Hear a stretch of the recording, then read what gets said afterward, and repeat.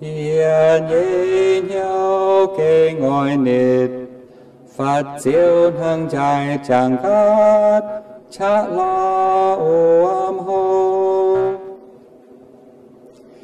Ia cao nam chia sẻ cùng, diệu căn hằng ia chủ ngồi, Bố trang mời chiều.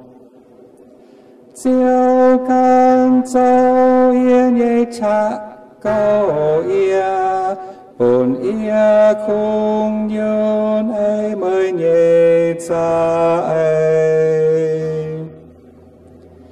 Ia cao nam chia sẻ cùng, mời can hang ia chung oi, Bố trang mời chiều. Diệu căn châu yên nhị tội, Gia châu có dấu mài khôn, Mới châu hùng tia. Cùng mới can hang bùn ia, Mai diễn dấu xây mời hàng, Ia phun trai chia. Diệu căn châu yên nhị chạ câu ia, Bồn ia khung nhôn ấy mới nhị cha ấy.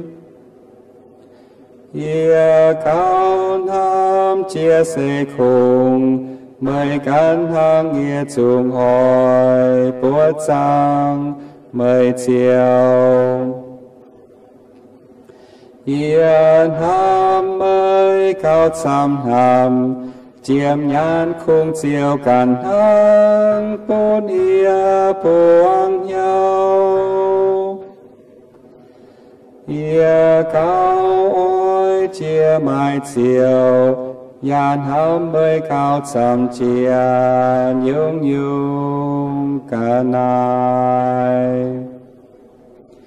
Diệu căn châu yên nhây chạ câu ia, Bồn ia khung nhôn ấy mới nhây cha ấy. Ia cao nam chia sẻ cùng, mời can hang ia chung oi, Bố trang mời chiều.